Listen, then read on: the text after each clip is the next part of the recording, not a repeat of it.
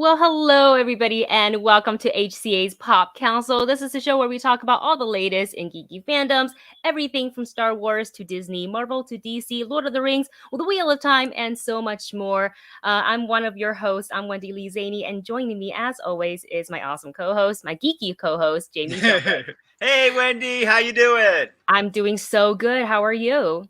I'm doing good. I had a great weekend. My mom was here visiting from Boston. She flew home on the red eye last night. Yeah, we had a great time. What is like the one? I don't know if she's this type of person, all because honestly, I never met your mom, and I'm so glad that she got to visit LA. But did she ask to do any LA type things? We've done a lot of LA things. I've been here 20 years now, so we've done a lot of LA things over the years. So this time we try to do things that are safe given the predicament that we are all in. So we went to the beach and we went to the Universal Overlook that overlooks the valley, just to do some outdoors things.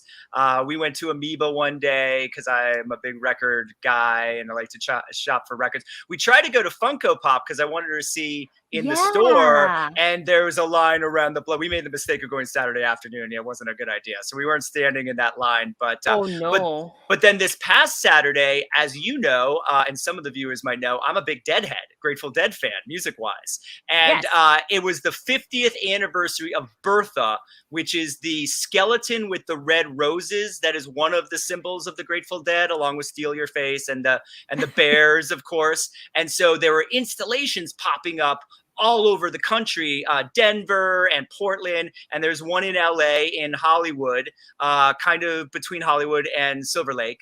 And so we drove down there to see the, it's basically a painting on the back of a dispensary. And when I sent the picture to a couple of my friends, they were like, "You took your mom to a dispensary?" I'm like, "Oh no, I didn't even realize it was a dispensary. I just took her to." No, she was like, "Oh, there's a Grateful Dead side. Let's go." And so yeah, we had a good time. Mama Philbrick is cool. She is. I've taken her to a Dead concert. I've taken her to a Fish concert.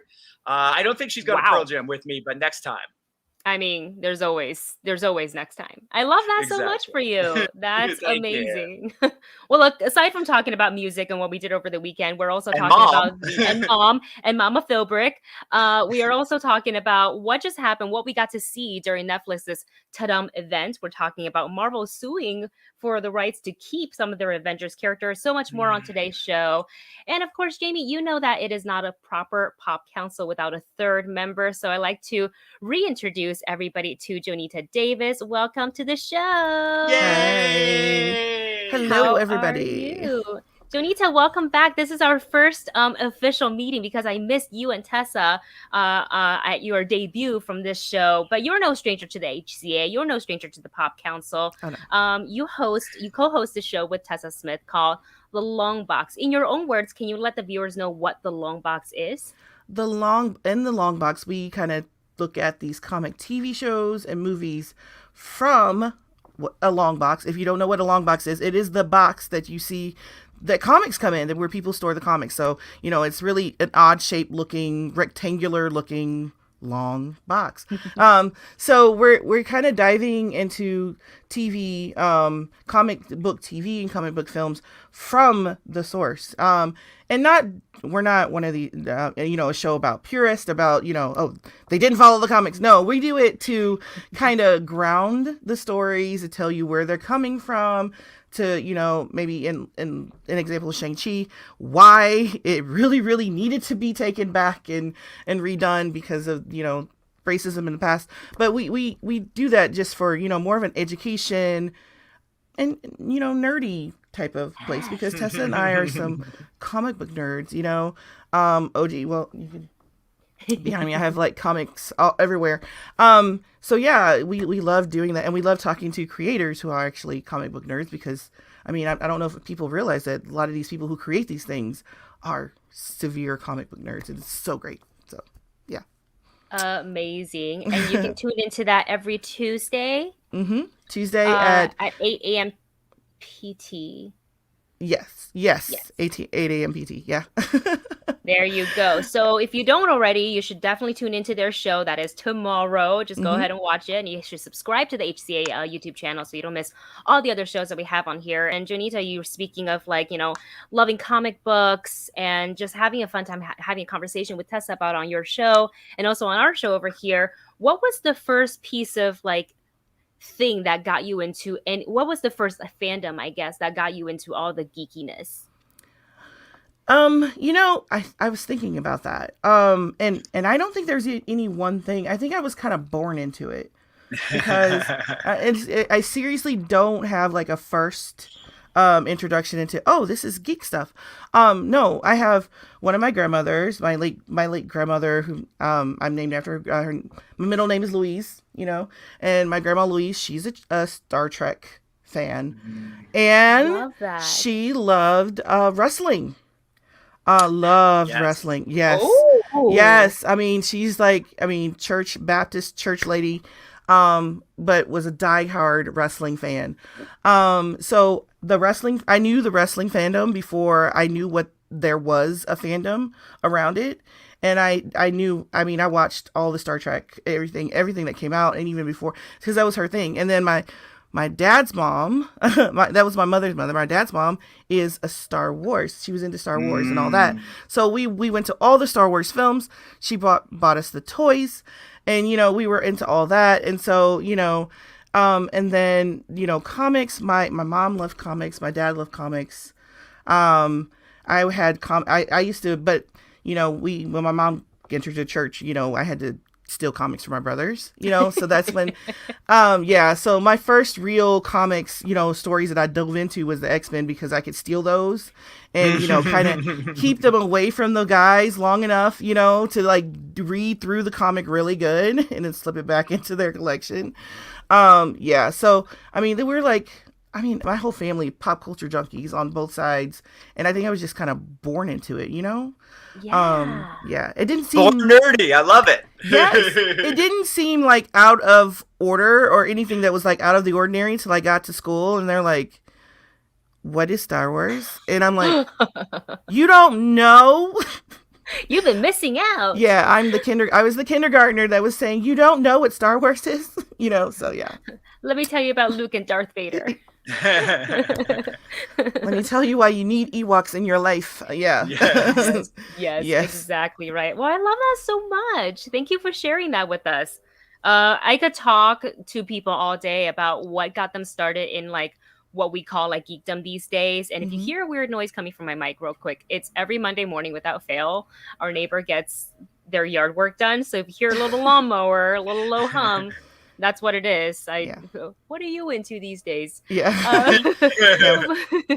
We do have a lot of exactly a little ASMR for you, a little yard work ASMR.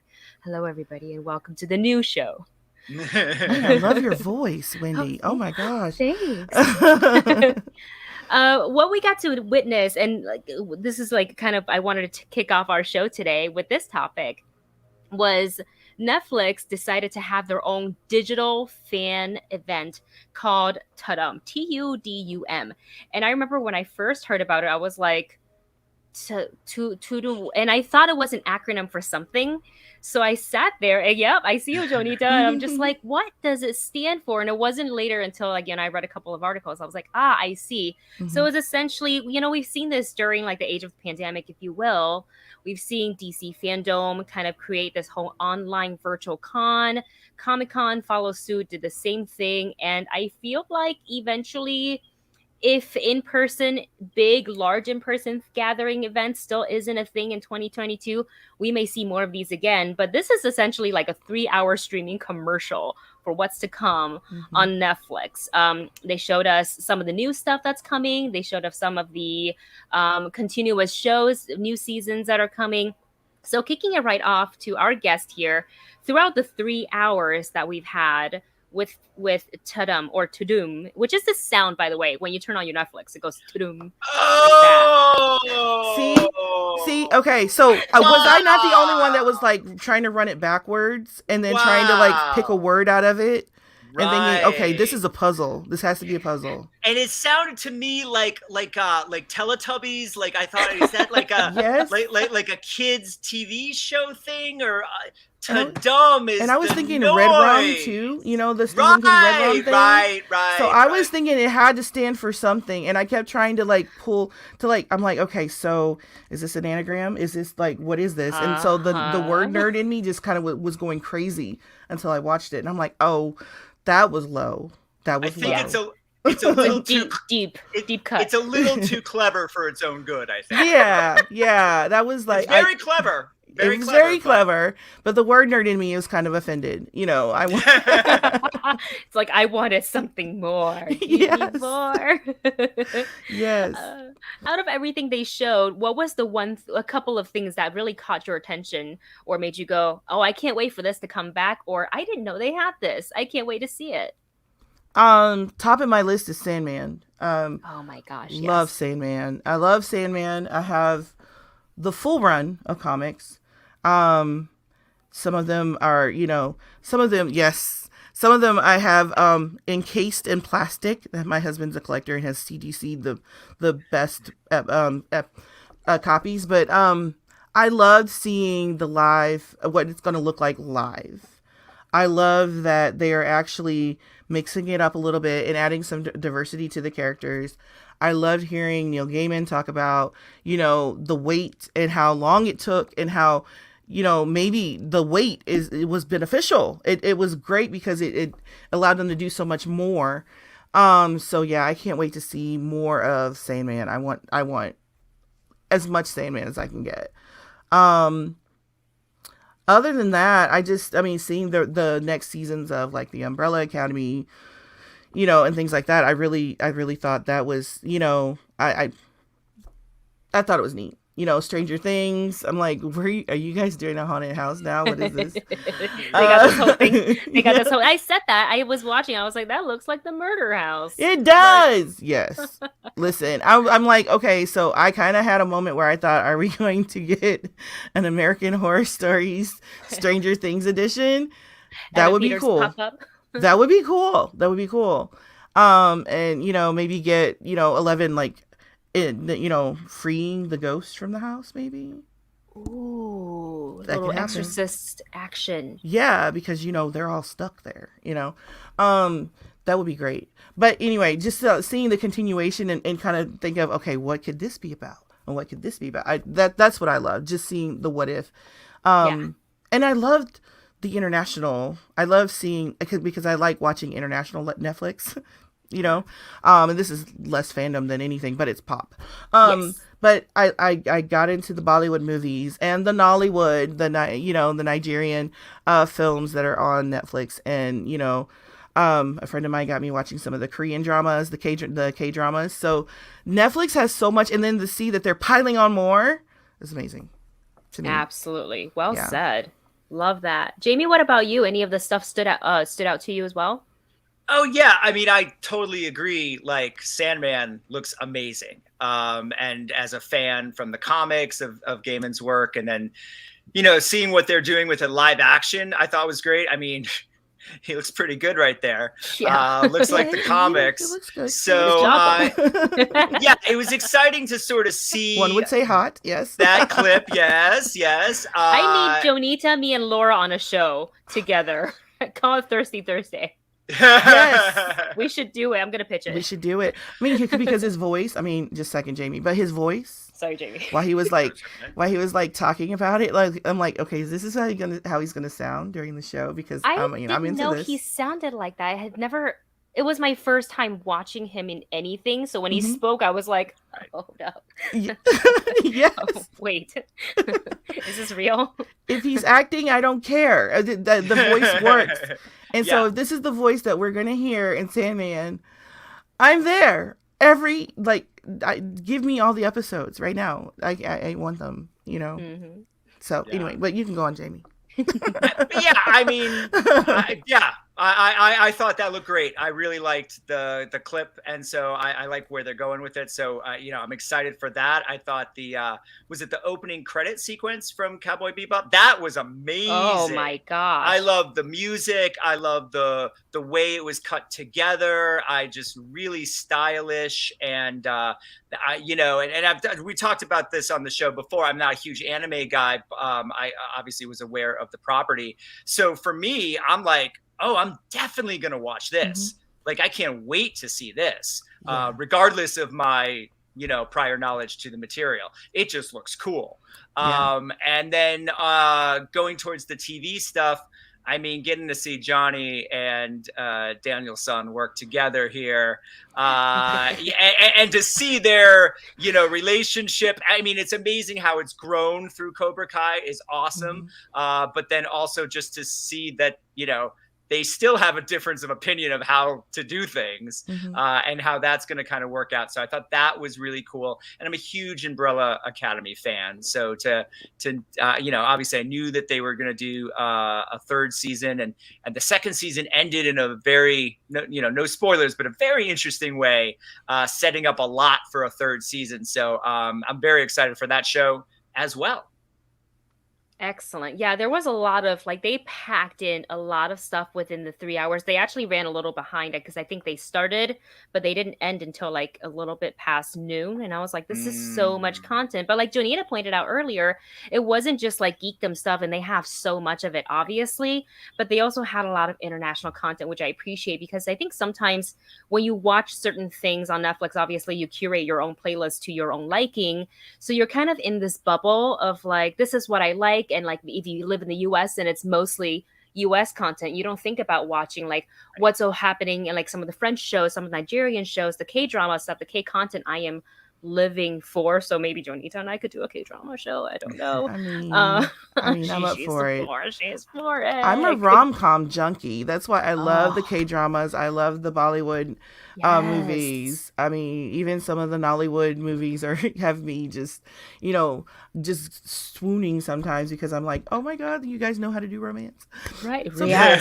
It's a whole different thing with some of the international content with, like you said, rom-com. It hits you differently, because I think in the US, sometimes we're so used to seeing it very adult. It's about they'll get the hot and heavy scenes and things like that. But with K-drama, it's as little as that, that wrist grab. What I'm talking about. And it's a singular thing. Most of the time, the leads they barely kiss, because it's not about that, but it's the intensity where I sometimes am way more invested in a K-drama than I am in Game of Thrones, where you can see a lot of, they're not wearing a lot. Yes. And you're just kind of yeah, okay. But then the K-drama, fully clothed, and they touch the shoulder. I'm like, oh my God, what's happening? What is happening? It's like, did you see that? You see that? The look. I knew it. It said it. It says everything. They're together. I saw the look. Yes. Yeah. So it's more intriguing. I think it's more exciting, because those little, like you said, those little nuanced little touches and everything, even the music, the original soundtrack's so good. Yeah. Amazing. So yeah, I think that, when you get to the end of Netflix, people talk about getting to the end of Netflix, which we all have during the pandemic. I think when you get to the end of Netflix, go in and type in K-drama, or, type in Bollywood, or type in a country, the French films, French horror films. I found the Swedish, horror films are scary. Oh my gosh, I found a Swedish horror film that I can't remember what the name of it was, but it was wow, I can't go back here. Made of nightmares. Yes, I can't do it. I love that. See, always more to explore. There's Indian content too. So much of it. I loved it. But during the TUDUM, go ahead. Wendy, I just wanted to add one more thing about the overall TUDUM of it all. And you were talking about how, at least for the foreseeable future, conventions are becoming digital. And I think DC Fandom really set the bar high last year. I'm assuming they're going to try to surpass that bar that they set last year, this year as well. And I would put TUDUM right up there with DC Fandom. I think that they, maybe they took a little bit of that business model, but I think they really did it well. I would say ComicCon has completely dropped the ball. I thought that their 2020, I thought that they're, well, listen, if DC and Netflix and these places that they depend on for content at their show are going to do their own shows. I mean, pre-pandemic, we saw this start to happen years ago with D23 and sort of that rivalry where Disney wasn't taking Star Wars and Marvel to Comic-Con. They were saving them for their own thing. Yeah, so I think moving, exactly, and D23. So moving forward, I think Comic-Con is in a really tough position. And I think what they did with their online convention I don't even think they did one for 2021. If they did, I didn't watch it, which tells you a lot. But the 2021 was very disappointing. 2020 was very disappointing. I assume 2021 was 2021. There was like nothing really advertised, but there was some stuff. But still, if you're not advertising it, if it's not something major, I mean, even 2020, even 2020 had a Constantine, reunion with Keanu, and then of course Keanu was there for Bill and Ted's, but that was it. And and then The Boys and a couple of TV shows did stuff too, Batwoman and Superman. But other than that, and so I Comic-Con is really in a tough spot, and I think that we're going to see more and more of DC fandoms, of Netflix, of maybe D23 or a Star Wars Celebration in the next year or two being a virtual event, or maybe a hybrid, but having more of a virtual presentation. So hats off to Netflix. I think this was I think they did a really good job this weekend. So I just wanted to add that to the overall discussion. Yeah. I love that. I love that. It's you definitely saw a lot of the inspirations pulled from DC Fandom, because like you said, they were the first ones. They set the bar real high. So I thought that, I still think, like, if I were to compare the two, I obviously watched both and I enjoy. It's very different, things, because DC is just specific DC Fandom. Netflix covers a bunch of, different things. I would say like the production design and like the transitions and the variety of panels that we got to have in DC Fandom was really great. I also love that they gave us, the audience, like, this is what time this panel will be, and I could go at this time. So as a Virgo, like, I needed that. and Netflix was just like hour 1, hour 2, hour 3. I was like, no, I need to know exactly what times. And I noticed that the reason why they didn't do that is because some segments were like 5 seconds short. So they had Millie Bobby Brown come on in hour 3 to talk about Enola Holmes, and that was it. She had a cute little chit chat with her co-star, and she said, "It is just want to let you guys know, it's confirmed that we are shooting the sequel to Enola Holmes. Over to you, Henry Cavill, who plays, Sherlock Holmes." And he went and wrapped up the entire event with all the Witcher stuff, which, by the way, if you haven't watched any of the stuff, because there's a lot of Gerald and Ciri stuff where he's training her, and I was like, ooh, this looks even better. But stuff like that, like, how do you schedule in like a 5-second appearance by Millie Bobby Brown, and you say it on the press release? Nobody's going to be like, oh, she's only on here 5 seconds. I'll just watch later. But overall, I enjoyed it. I liked that I saw some of the stuff that I didn't know much about that they were showing. For example, the Arcane League of Legend stuff I thought was really interesting. That looked awesome. I agree. I knew nothing about it. It looked cool.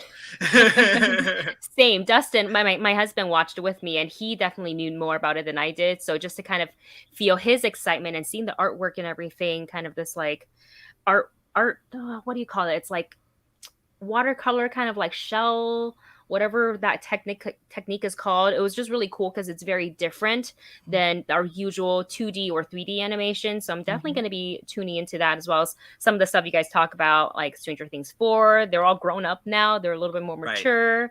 So it'd be interesting to see what they're doing in the Creel house. Cowboy Bebop, obviously, big fan. Can't wait to see that. So we will be staying tuned to all the upcoming stuff on Netflix. We'll discuss it, of course, on this show. So don't forget to hit that subscribe button and tune in every single Monday for Pop Council. And let's go ahead and move on to this very interesting next topic here. So Marvel, and I can't wait to get you guys' thoughts. I was so surprised when I read the headline on the Hollywood Reporter's article, and it literally reads, Marvel suing to keep rights to Avengers character from copyright termination. So in my head, and maybe you guys can articulate this a little bit better than me. In my head, I thought that when Disney purchased Marvel, and for the movie rights and all that stuff, I just thought that the comic book rights also kind of package dealed it, but apparently it's not. So they filed a lawsuit that's going to decide the future ownership of characters, including characters, big iconic characters like Iron Man, Spider-Man, things like that. And then I'm thinking about, then my brain couldn't handle it, overloaded, because I'm thinking about, well, Sony owns the rights to produce Spider-Man movies. So how does that work? So Jami, what do you think of this news? Yeah, I mean, it was a little shocking, but not completely surprising, because these rights issues are sort of, they're ever changing and ever growing. The way I understand it, if you go back to sort of Stan Lee in the 60s, Marvel was a work for hire. So you worked for Marvel, you got a salary, and anything you created then became part of their copyright. But then I believe that only stays for 50 years or something. There was some sort of time limit on it. So a lot of those rights are starting to be, to kind of revert back or about to be up. Let's put it that way. So then you have the issue of, when these guys were creating these comics, there was no even thought that billions of dollars could be generated off of these characters in films and television. So that, a lot of what sort of, the below the line workers are going through now, and that's another topic, but we know sort of what's happening with that in Hollywood right now. It's a similar situation where these creators are not getting any residuals or any piece of the larger pie that is now available to them from what they created. So Stan Lee, years ago, after the MCU was born, and well after, we had 2 or 3 Spider-Mans and X-Men's and, a Hulk and, in this century when the comic book Marvel movie boom really took place, I believe Stan Lee sued, and a judge said, no, like, you deserve to have, and he had to get a certain, I don't want to say exact numbers, but like $10 million or something was given to him for everything that he had contributed. So now we have Steve Ditko, and we have a lot of these other creators. Steve Ditko created Spider-Man with Stan Lee. So you have a lot of these creators now, and rightfully so, wanting their piece of this bigger pie. So the bigger issue becomes, and I think the reason Marvel basically,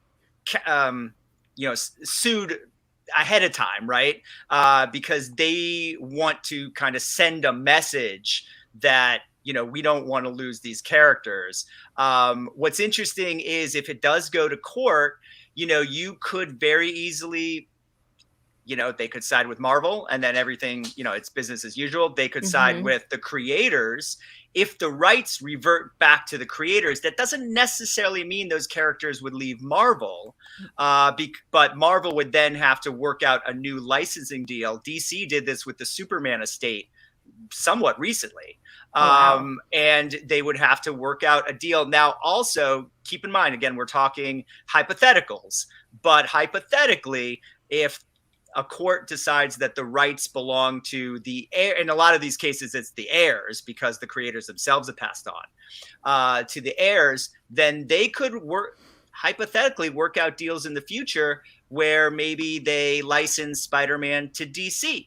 Or they license him to, or Image, or whoever wants to pay the most, right? Wow. So, and you could have a future where Marvel no longer has legal rights. When Disney bought Marvel, they bought the rights to make those comics into movies. They bought the whole company, but then they could make those into their nothing about rights. They bought the whole company, and so they can make any Marvel thing that Marvel owns, the Marvel Comics owns the licensing rights to, into a movie or television show. So if Marvel no longer owns those licensing rights, then you could have a scenario, and again, we're talking complete hypotheticals, where Spider-Man's now at another comic book company, but Sony pops up enough money to keep him in the movies with them, or Disney, or that kind of thing. So that's basically where we're at. I tend to think that it'll get worked out, that Marvel will end up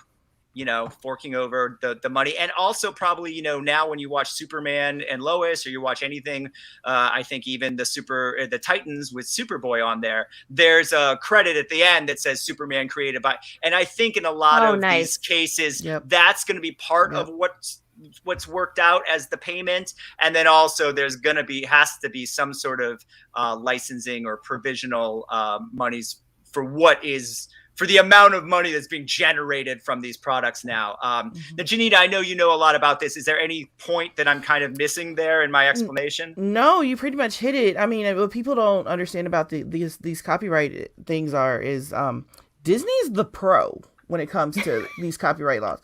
I mean, because when you go back to look at how they have kind of, I say, curated the rights to their core characters, Mickey Mouse and all, and just those core little characters.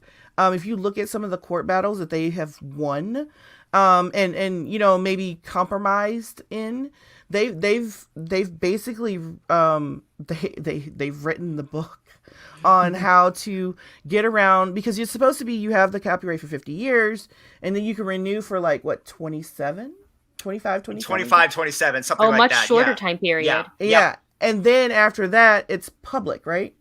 Correct. Which we're not at that point yet with Marvel characters. I believe we are. I think that was part of the issue with Superman, because I think we are at that point. We are. And so if you look at Mickey Mouse, we're way past that point with him. But Disney still owns the right to the mouse. And so when you go and look at the legal ramifications of that and how that happened, you'll see. That's why when I saw this topic, I'm like, oh yeah, they'll get it. Because they're the OG pros of how to get this. They will compromise. I agree with that. Heirs. I agree with that. They will compromise with. They know how to compromise. They know how to, and that's one good thing. They know how to keep the creators kind of happy. But so I think this will be cool. There's no way that you're gonna see Spider-Man showing up in Sandman or anything like that. They'll keep it. Marvel will keep it. Yeah, I completely agree with that, Jonita. Completely agree.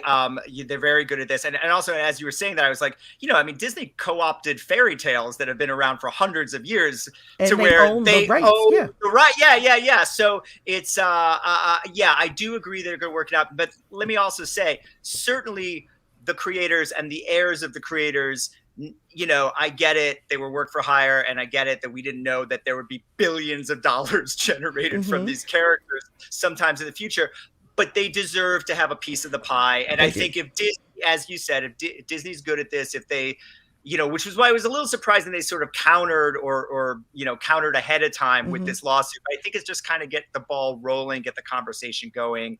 And hopefully they'll work it out with them. I think these creators and their heirs deserve a piece of this pie, but at the same time, I don't think it's in anyone's best interest to start, auctioning off Spider-Man rights to the highest bidder. I don't think that helps the heirs, and I don't think it helps certainly Marvel or Disney. So I think mommy and daddy are going to work this out, and that's what I hope. They are. And again, Disney, they have set a really good precedent at giving something to compromising with the families. They don't want that reputation now of Marvel doing, wrong by these guys. DC has a bigger perception problem with that, because I know a lot of DC writers, but Marvel does too. I mean, we heard Ed Brubaker this past year with Falcon and Winter Soldier, that he gets paid more for his cameo from SAG in Captain America: The Winter Soldier than from any rights to creating Winter Soldier. Wow. But Marvel can also say, well, Bucky was around for a dozen years before, decades before you made him into the Winter Soldier. So, there's a little give and take, but I'm confident that they're going to figure it out, and we're not going to have these characters jump in ship anytime soon, but we'll see. I hope this leads to a bigger conversation though, because I know we had Amanda Connor and Jami on our show, and they talked about it was spectacular. They talked about Harley Quinn. They're great. And no, they did not invent Harley, but they reinvented Harley. Right.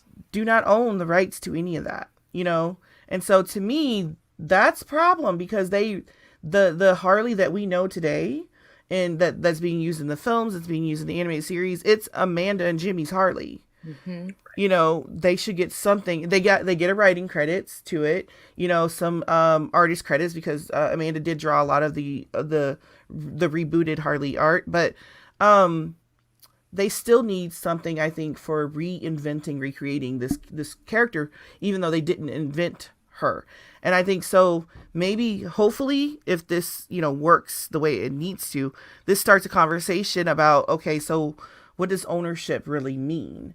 And what does it really mean to create a character? And what about when we recreate or reboot or rebrand or re whatever? What, you know, what part rights do those kind of, you know, does that, you know, entail, in who gets? Somebody needs to get something from it, you know? Right. And that's happened a lot. That's part of the problem that DC has had, because without naming names, I know of a comic book creator who there's a character on a current DC show that he created that current version of the character, not the, you know, exactly what you're saying with Harley. He didn't create the character originally, but he created this version of her that is being used on a TV show. So what is the, you know, so that's something that DC needs to work out. And I know that they have sort of, you know, I think it's some sort of like when you complain, they send you a check and say, you got a check, please stop complaining publicly. And I know that's happened with a few comic book creators for DC and Marvel. So yeah, I agree with Jonita. Like, you know, I think at the end of the day, these families, these heirs, they want, the creators, they want recognition, and they want a little piece in the pie. And they're not asking for the billions, but they're asking for something. And I think that's the least that these companies can do. Yeah. Well said, you guys. Yeah, I agree with you. They want a piece of the pie. And I think also just as important to have, you know, some like financial bump for them to get that recognition. I think it's it's important to acknowledge, like, these are the creators who originated this version of this character. So if we're talking about like a Harley Quinn, like, yeah, they may not be the people who created her, but they're using their version right now in all their shows, TVs, personalities, you know, this is the one. So it is nice to see the creators acknowledged, because then you can have, you know, drive fans to like appreciate their work. Because I think there's so much like media that we have the ability to consume: comic books, audiobooks, movies, TV shows, streaming plan, blah, blah, blah, so much stuff. But I think it's nice for people to go, I really, really like this one thing. Where can I get more of it? And if you just don't know, then you type in like this thing, like I did I've been researching the Eternals, because I want to kind of prep myself a little bit to read both the comics, like the Jack Kirby and the Neil Gaiman, before the film comes out, because I knew nothing about the Eternals. I just knew that the trailers looked beautiful. And I remember doing like my own Google search, and I freaked out because like so many different things pop up. You're like, well, which is which, and what's the correct one? Because there is no correct one. You just read both. But you know, you have to kind of, you don't know this until you hear from the people from the studio and say, this is based on XYZ by so-and-so. So I think that is really nice to, you know, hopefully things will work out and everybody stays happy. And I'm sure we'll hear like you guys both said, like, you know, it'll be a very short time in court. Now hash it out, everybody be happy, and then we will move on to our next topic. And we're talking big jump over to the Mushroom Kingdom. We've got a Super Mario's animated, not live action, animated film coming out, and they've released the cast. So this project is from Nintendo and Illumination, who famously have done the Minions movie, Despicable Me. So here is the cast. Really interesting. We have Chris Pratt and Charlie Day as the Super Mario Brothers. We have, Chris Pratt as Mario, Charlie Day as Luigi, Anya Taylor-Joy as Princess Peach. We have Jack Black as Bowser, Keegan-Michael Key as Toad, Seth Rogen as Donkey Kong, Fred Armisen. A thing just popped up over my Notes. So fun. Okay. Fred Armisen as Cranky Khan, Kevin Michael Richardson as Kamek, and we have Sebastian Maniscalco. Maniscalco, there we go, as Spike. So this news actually debuted during this past week's Nintendo Direct presentation, and I've been sent tons of TikToks and like short reaction videos of people who are watching Nintendo Direct reacting to the news, and some of like, yeah, of course, and some of like, oh, really? So question to the both of you, one, are you Nintendo like Super Mario fans, and two, what do you think of this casting? Well, I'll go and put my head on the chopping block, and you guys can save me later. I'm not that big of a Mario fan. And that's okay. And then the first, I remember the first movie, and I was hoping that they would keep that buried and never do anything else with it again. So this has me. So is John Leguizamo. I'm a little scared. It was kind of creepy. I mean, it was not great, y'all. Right. So the fact is, I'm just like really like, okay, do we? I'm a little scared. So, yeah, I don't have positive thoughts or vibes or anything. I'm just like, is maybe a little PTSD from before.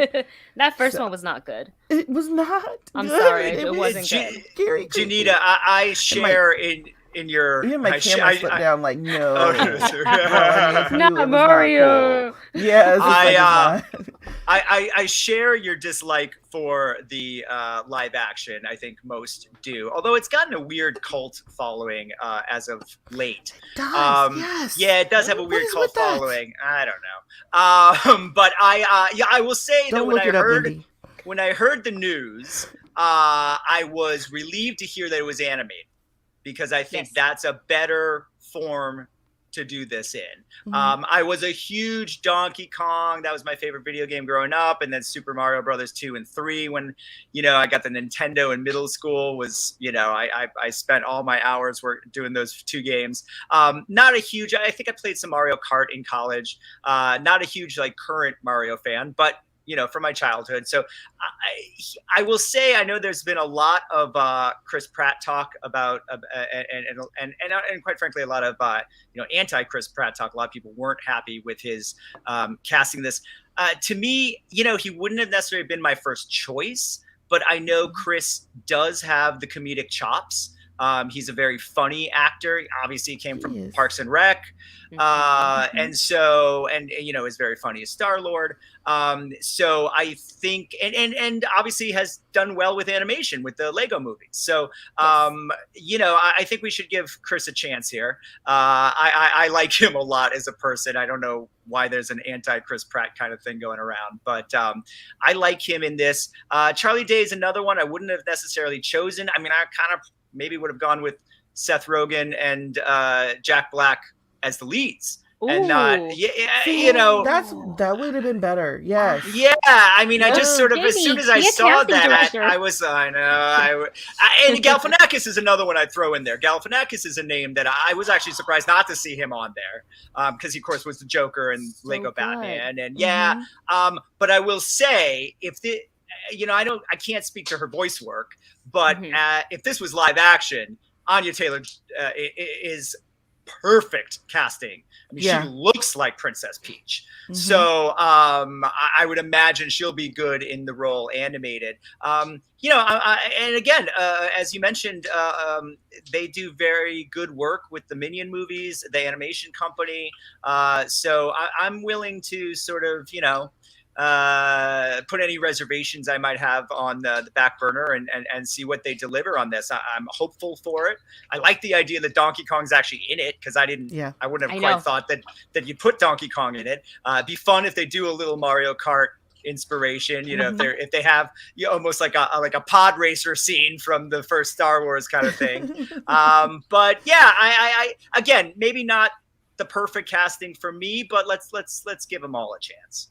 Yeah, absolutely. I first of all agree with you, Jami, that I was, and like Jonita said, I was kind of traumatized from the live action Super Everyone Mario Brothers was. movie. It was just weird. Like, you know, as a kid too, watching that, you're so used to playing them in little like 8-bit graphic, and then all of a sudden they're like grown, and I know they're grown men in the video games too, but it's weird to see it go from like cartoon type to like live action. I didn't like it at all, and I was little, and like I mean, at that point, I liked anything my dad showed me, and I was just like, I don't like that. Never watched it again. So I'm happy that they were at least doing this animated, and I think for a property like Mario, this may be the only way to go. I just can't see them doing a like, it'd be such a weird caricature parody type of look if they did live action. You know, it'd be really, really weird, I think. But and then for the voice cast, I don't have anything against Chris Pratt. I think his voiceover work in the Lego movie was phenomenal. I think he's funny. I think he can hit those, you know, and he can improv. He can hit those comedic timing, like the notes and things like that.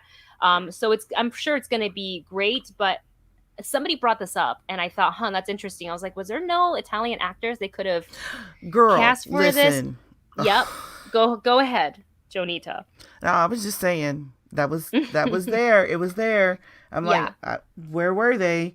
I mean, I'm neutral kind of on the Chris Pratt, you know, you know, is he a good guy? Is he a bad guy for this work? His work is good, but I did once see him pee in a field during a Jurassic World junket. So that was kind of like, has colored my... Well, I mean, that's like, understandable. The guy took like a bathroom break before I was going to interview him, and then I thought he was going to go like to, and no, he was like, no, I'll just go to that tree over there, and we're like, dude, we can still see you. Bonus content for the junket. Oh, bonus content? No. Yeah, I'm always good for bonus content. Anyway, but that's, so you know that the guy he's I mean, I'm here nor there on him, but where are the Italian American? Yes. I agree with that. I mean, I 100% agree. Yeah, where are they? Where were they? Are they like busy? Because are they gonna do the accent from the? Are they gonna talk just like Mario and Luigi in the video game? That's gonna be problematic if that is the case, and that's why I was thinking maybe they could have just cast Italian. Yeah. Or Italian American actors, voice actors. There's so many of them. I know there are. There's so many. Oh, I mean, there's the whole cast of Sopranos, right? I mean, they're out. They're right there. Yeah. Cast of Sopranos. And you have them back because of the whole, you know, yeah, like they're around, you know, and then Gandolfini's kid, and you know, I mean, I'm just thinking off the top of my head, Adrian Brody has an Oscar. Oh my gosh. John Bernthal, like they right exist. There. Yeah. John Bernthal. So, I think that's a really good. I think that's a really good point. I don't know what they were thinking with Chris, and maybe they're not going to do the accents, how they talk in the video games. I'm willing to wait and see what happens to pass judgment, but it is a problematic setup. I agree. Yeah, if they ditch the accents, I think that might actually help with my PTSD from the movie. Right. No live action. Let's not do that. No. Yeah. And please do not do, anybody out there watching, don't do any watch-alongs of the live action. Don't bring that. It's buried. Just leave it. Yeah. I feel like this week the search for the original Super Mario live action movie is going to spike because of this news. People are going to be like, what, there was one? And then type it in. They're like, And it's like, don't do it. It's like one of those things where you see people are like, don't Google this word. Do not Google that movie. Do not do it. Yes. Poor Bob Hoskins. Well, one of the great actors of all time. Well, I mean, I bet you that is not on his CV or resume wherever, anywhere, or it's probably on his filmography, but I bet you he doesn't claim it. He cashed the check. That's fine. Sometimes we have to do stuff for a check that we just, you know, it's okay. Sometimes a job is a job. A job is a job, you know, but yeah.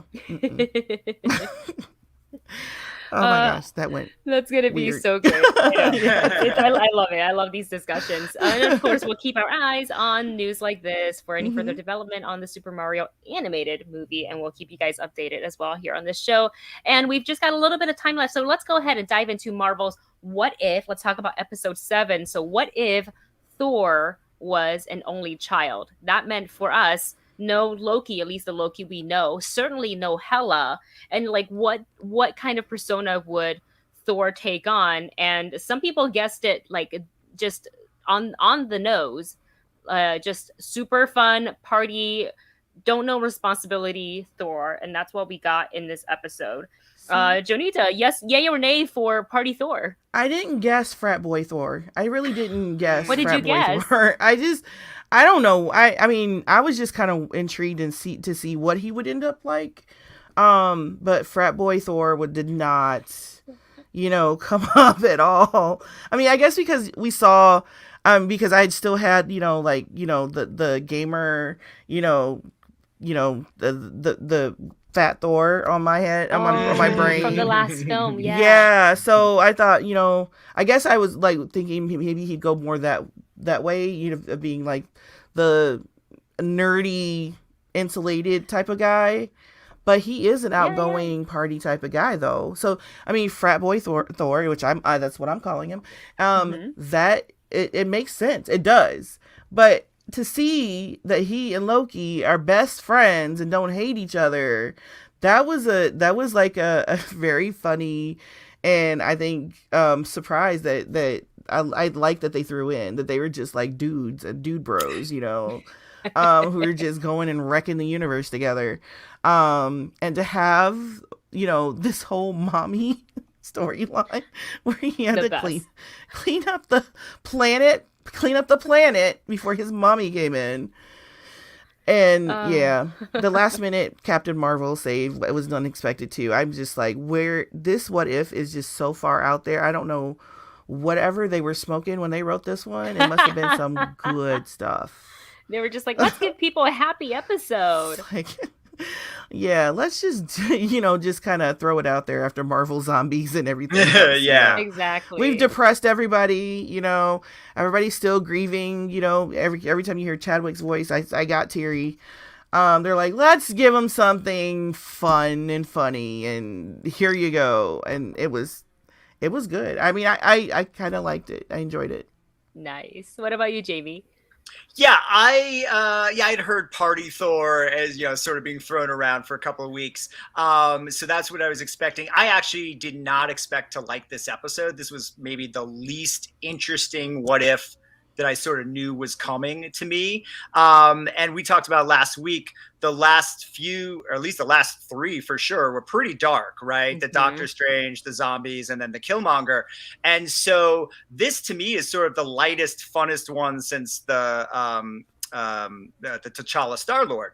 Yes. So I actually was taken by surprise that I found it really kind of light and fun and cute. Obviously it gets very serious towards the end, but I believe that's going to be continued into next week's, into the final episode, which is exciting because we haven't really seen a continuation yet in the series. So I loved the whole Frigga thing and the mom, and the only person Thor is scared of is his mom, not Odin. Don't call my mom. I also thought it was super interesting, this idea that like Loki and Thor would be best friends if they didn't have to grow up together. And I thought that was really an interesting twist. I didn't kind of see that coming. And I loved all the sort of other characters, from the Marvel space world that we kind of see there. I believe I saw Korg and Nebula and a couple others. And then I loved the interaction with Captain Marvel. I know obviously Brie did not do the voice, but I thought that the actress that did the voice was quite good and kind of, captured sort of the tones and sounds of Brie's voice. And I really liked the interactions between her and Maria Hill and Frigga and Thor. And so I was surprised that I thought this was, again, until the very, very end, a very fun, and after the kind of dark episodes, I think we needed a sort of a fun Party Thor. I didn't know I needed Party Thor until I needed him. There you go. I agree. There you yes, go. I agree with that. Because I was watching and I was like, well, I guess like it kind of describes like me as a person. Like I'm just, I like dark kind of, things like the previous episodes. I like kind of my soul. I ate that up. And so for this one was like party. I was like, what? Where's the dark stuff? Where's the people suffering? What's wrong with Somebody needs to die right now, or this sucks. Yeah. But I do agree. It's kind of like what you guys said. Like I really didn't know I needed a Party Thor until I got Party Thor, and I was here for it. And watching him rush to fix the chaos and all the destructions that he created was the funniest thing. Especially watching him fix the Leaning Power Tower of Pisa. I was like, no, you fit well. All right, I guess it can continue to lean for the next 100 years or so. Who knows? I think they took that from Superman 3, but I'm just throwing that out. Ooh, yeah. Nice, Jamie. And like you guys said, they really kind of brought us back into the ground. I guess they're like, well, come back down. It's party time is over, because they did give us Vision Ultron. Yeah. And like Jamie, you said it. You said next week, and this is the poster they teased for this week's episode on Wednesday. He got all them stones. He's got all the stones. This is one dangerous entity, which means at this point, no one is even worrying about Thanos. Thanos who? Because this, I imagine, is way more dangerous. Yeah. And do you feel like, because like Jamie, you said it, this is, and we'll end the show after this. You said that this is the first time that a What If episode teased the ending of, or I guess the beginning of the next episode, like a continuation, right? Do you think now we have 2 episodes left? This week is episode 8. Then we have episode 9. Do you feel like episode 8 and 9 could follow the track and give us like a long story? I'm not sure. And I also want to say that it's when I say continuation, I mean, it's entirely possible that this next episode is actually a prequel to the Party Thor, right? And maybe we'll see how Thanos Ultron, Ultron with Ultron Vision with all the, I don't know what to call them, with all the gems, Infinity Stones, that maybe we'll see how he became that, or maybe it'll be a continuation of him coming through, the circle. I don't know if that was a Doctor Strangey thing or something else that they walk through. I would almost want to bet that Endgame though. Yeah, and I would right. And I would almost because of the stones, right? And so I would almost bet that this will be more of Ultron's episode than a continuation of where Party Thor episode left off. But we'll have to wait and see tomorrow night. And I don't know. So. I don't know. I would bet against the Ultimate Ultron being a 2 episode. You know what I mean? Like my guess, and I could be proved wrong next week, is that the final episode will be the Watcher putting together this super Avengers group that would include, Star-Lord, T'Challa, and Captain Carter, and maybe Supreme Spider-Man and evil Doctor Strange. And I feel like that's where we're going, is that the Watcher's putting together a super Avengers, but I don't know. We'll have to wait.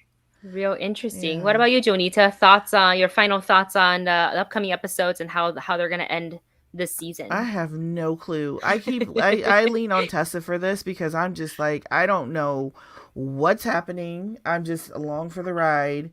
All I want to know is, okay, Marvel's been breeding together all of its shows and movies. Which one of these is going to stick? Oh, so I'm just like wondering. You mean crossover to live action? Yeah. So like, everything is like, the WandaVision and Falcon, and they're all together, and then you can see a little bit of Shang-Chi when you go watch, and some of the even with the Natasha's story. Why can't Black Widow. Black Widow. Because it's Monday. Come to my brain. Yeah. Forget Black Widow. They all tie together. They somehow, even though Black Widow is out of sequence, it still goes together. Right. This has to tie in somehow. So, in my thoughts, one of these has to stick. Is the Vision, Ultron, Thanos mixtape person going to? Is he going to be the thing that sticks? Or like you said, Jami, that's really interesting. The whole have the Watchers Super Avengers group. Is that going to be the thing that we see come back? I'd bet money on Captain Carter. I'd bet money that we see Captain Carter in live action at some point. That would be my bet. And quite frankly, I got chills. I think if Chadwick Boseman was still with us, Star-Lord T'Challa would be a possibility too. But I feel like Marvel, Kevin, and everyone are really behind Captain Carter. That's what it felt like from the press conferences and a lot of the lead up to this. I can go with that. I don't feel like I've had enough of her. No, I don't feel like I've had enough of her to be invested, because I said that on the Long Box. I didn't feel invested in her episode because I didn't know enough about her. And I feel like I need more of her in the MCU before I can become invested. So if they give us more of her, I think that would be great for me. Love that. Part of the problem is Disney's taken all of her TV shows and one-shots off of Disney Plus, so that doesn't help for people to catch up. Why on are they Captain doing that? Carter. I cannot speak to that. I do not know the answer, but it doesn't. But because it was a CW show, maybe. Well, but it was an ABC. It was Captain Carter was an ABC show, like Inhumans and Shield, and because Feige wasn't in charge of that, it was Ike. I think there's been a separation from wanting to consider the ABC shows and the Netflix shows as canon. They have recently added all of the one-shots to Disney Plus, and those are considered canon. But a lot of fans of Captain Carter of Carter this week were like, "Why did the one-shot disappear?"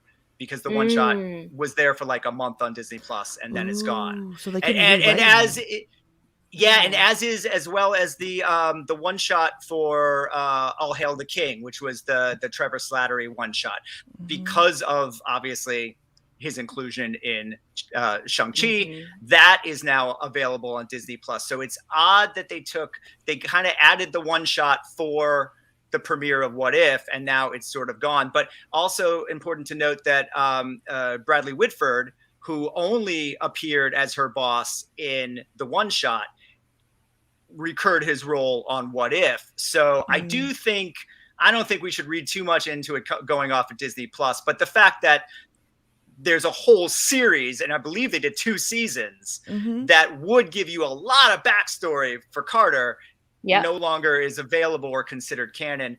To Jonita's point of wanting more Carter, that makes it a little bit difficult. So hopefully they're planning to sort of course correct and have more of her in the future. Like they might retcon that whole series and then just have Haley Atwell. But also, and I'm blanking on the name's actor, but the other connection from Carter we should remember is that Jarvis is in. So Jarvis is canon through Endgame. Not through the Captain Carter series. Correct. So it is. It's very confusing. That's one of the reasons why too, because it can be confusing to people. Yeah. So maybe that's it. I mean, I will take it if they want to give us a whole new facelift of like an Agent Carter series. I will take it, and I will eat it for breakfast. Yeah. I agree. Love Haley Atwell. Haley Atwell is the best. Fantastic. A fantastic discussion, you guys, today. Thank you so much for being on the panel. I know, we could do this all day, like Steve. Jonita, thanks for being a part of our Pop Council today. Where can everybody find your work and find you on social media? You can find me on social media at Jonita L. Davis. It's my little thing. The other way. Whatever. It's right here on the screen. It's like mirrored, so it screws me up every time when I'm trying to point.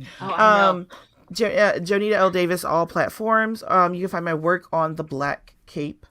It's theblackcape.com. That's my blog for reviews, views, everything that I think of, some of the movies. And I'm also expanding to include some friends now to cover some of the stuff. And I also have some stuff on Tessa's site, Mama's Geeky. I have a couple of different things going up there. There was like a He-Man thing that was like a little controversial for a minute. And you can find me every week, Tuesday mornings on the Long Box here on this channel, the Hollywood Critics Association channel. So yeah. Awesome. Thanks for being here. Yeah, thanks for having me. Cool. Yeah, thanks, Jonita. I have to come back. Thank you so much. Yay. And of course, Jami, where can everybody find you and your work? Oh, you can find me on Instagram at Facebook at Jamie Philbrick, Instagram and Twitter at Philbrick. And you can find me everywhere: Twitter, Instagram, YouTube is the Movie Couple channel, but Twitter and Instagram right here, Wendy Lee Szany. Find me talking about mostly always geeky things or food I like to eat.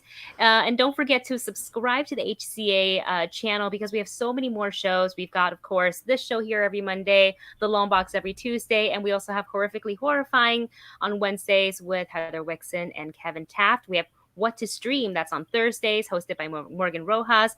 What's Trending in Hollywood by my fave ladies. Nope, that's not the show. What's Trending Hollywood is by Scott Menzel on Fridays. It's the Hollywood approved by some of my fave ladies, Yael and Kristen. And we have a new show, the morning show after show. I have to try really hard because I want to say the morning after show, right. But it's the morning show after show hosted by Kira Lynn, Morgan Rojas, and Kevin Taft. And there you have it. Thank you so much for tuning in, and we will catch you all next week. Bye, everyone. Bye.